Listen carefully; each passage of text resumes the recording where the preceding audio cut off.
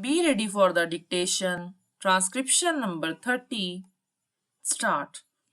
May I, Madam, draw the attention of the Honorable Minister to an important committee set up by the Government of India in 1958 under the chairmanship of Mr. Nyogi, who was asked to inquire into the various problems of railway road coordination.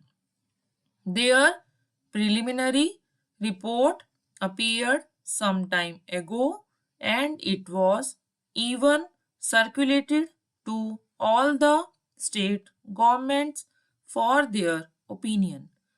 But to my regret, I have to say that the work of this committee has been very much hindered as a result of the indifference and, may I say, careless negligence on the part of the state governments as well as on the part of the ministry concerned in taking up this question and in pursuing it so that we may be able to have a clear and comprehensive picture of the transport situation in the country.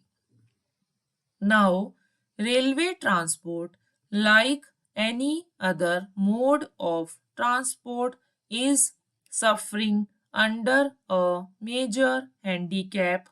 The handicap being that we do not know, nor does the railway ministry know, what the exact quantum of transport requirement in the country is and what the rising demand is which the railways are expected to cater to in future. Certain targets which have been worked out in the third plan have been given to us.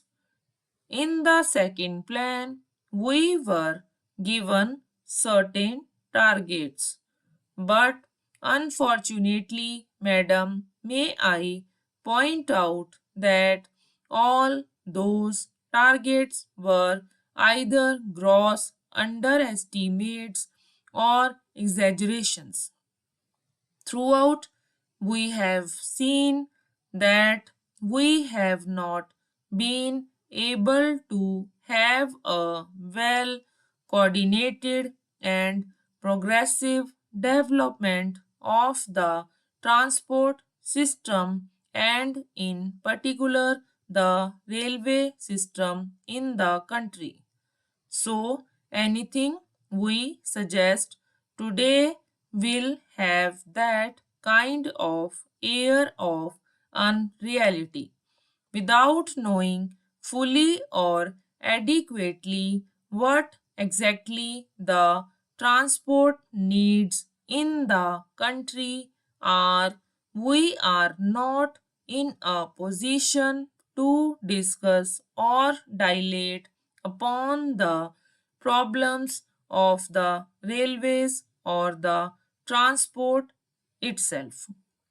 Madam, last year when I was speaking on the budget, I pointed out that there had been planning of some sort, but within this planning, there had not been sufficient planning in the functioning of the administration.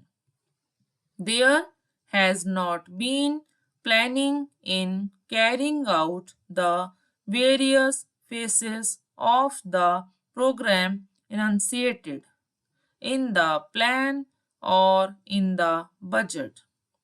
Frequently, we come across the statement by the Honorable Minister that the railways have not been able to fulfill certain things.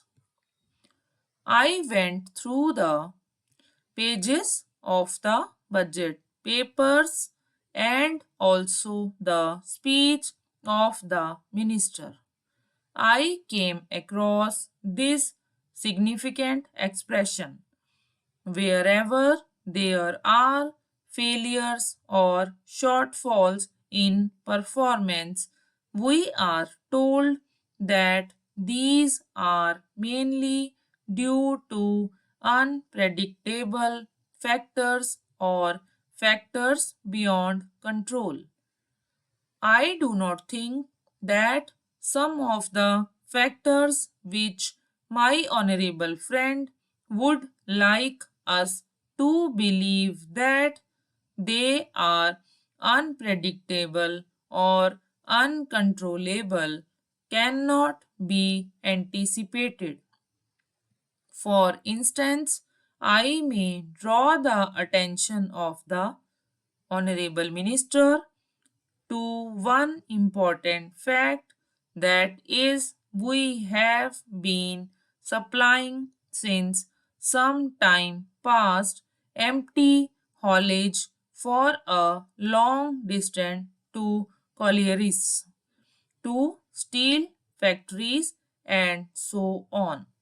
We are told that this empty haulage is unavoidable, that we have to find empty wagons to steel factories and collieries to carry raw material or perhaps coal and the like. So, for a long distance, we find wagons going empty, but if there had been a research cell, an organization in the ministry to find out ways and means of utilizing these wagons fruitfully by avoiding bottlenecks in between, we could have solved the transport difficulty to a certain extent. I do not want to be told by the minister that this is a physical impossibility. Even in the advanced countries of the world, every movement of wagon, coach, and engine is planned before it is put into operation. It is unfortunate and tragic that in this country, after a decade of planning, we have not been able to think in terms of planning while executing the works. Now, in regard to some of the general problems of the railways, I would say first of all that the rise in demand is so great that we have to be prepared to provide not only adequate but also effective transport facilities to our people.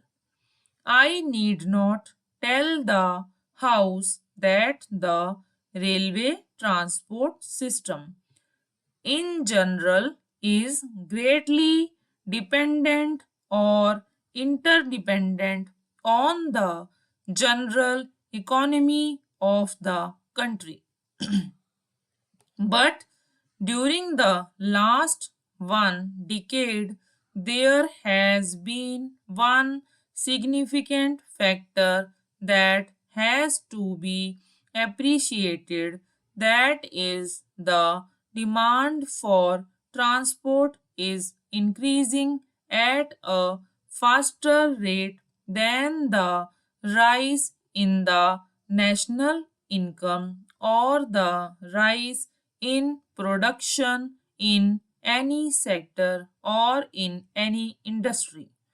This is a factor that has not been adequately appreciated, even if it has been adequately appreciated. No attempt or sincere effort has yet been made to carry out the fulfillment of the needs of all the sectors of our economy. Stop.